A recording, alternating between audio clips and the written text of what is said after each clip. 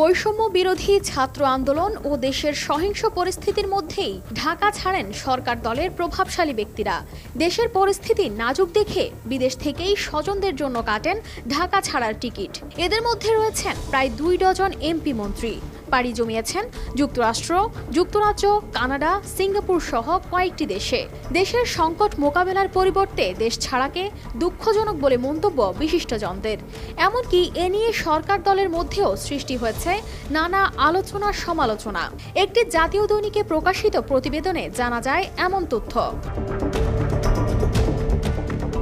প্রতিবেদন অনুযায়ী কোটা আন্দোলন ঘিরে দেশে যখন বিরাজ করছে উত্তাল পরিবেশ, চারদিকে ছড়িয়ে পড়ছিল সহিংসতা, এমন জটিল পরিস্থিতিতে গত 15 জুলাই মধ্যরাতে দেশ ছাড়েন সাবেক অর্থমন্ত্রী আ.হ.ম মুস্তফা কামাল। পরিবারের 5 সদস্যকে নিয়ে তিনি রাত 1:40 এমিরেটস এয়ারলাইন্সের একটি ফ্লাইটে লন্ডনের উদ্দেশ্যে ঢাকা ত্যাগ করেন। একদিন পর 16 জুলাই লন্ডন যান ঢাকা 16 আসন মিরপুরের এমপি ইলিয়াস মোল্লা। পরে তিনি 26 জুলাই দেশে ফিরে আসেন। একই দিন পরিবারের 11 সদস্য নিয়ে কুমিল্লা 11 আসনের এমপি ও সাবেক রেলমন্ত্রী মুজিবুল হক যান দুবাই।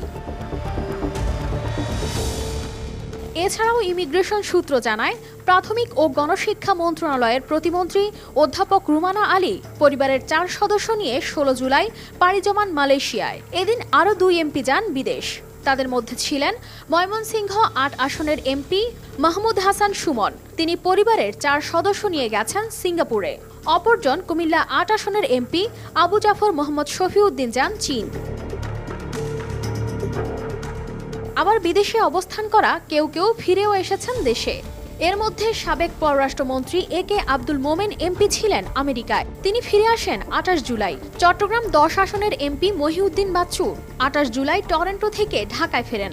এছাড়া পরিবেশ, বন ও জলবায়ু পরিবর্তন মন্ত্রী সাবির হোসেন চৌধুরী আমেরিকা থেকে সস্ত্রীক ঢাকা ফিরে আসেন 17 জুলাই। তবে দেশের এমন সংকটময় পরিস্থিতিতে দেশ ছাড়ার এমন ঘটনাকে দুর্ভাগ্যজনক বলে মন্তব্য করেন বিশিষ্টজনেরা। আওয়ামী লীগ দলীয় সূত্রগুলো জানায়, দেশের এই টালমাটাল পরিস্থিতির মধ্যে তাদের এই বিদেশ যাত্রা নিয়ে সরকারি দলের মধ্যে রয়েছে ব্যাপক প্রতিক্রিয়া। এমনকি আওয়ামী লীগের সভায় এদের নাম নিয়েও হয় তুমুল হইচই। কানিস ফাতেমা শিমু, RTV।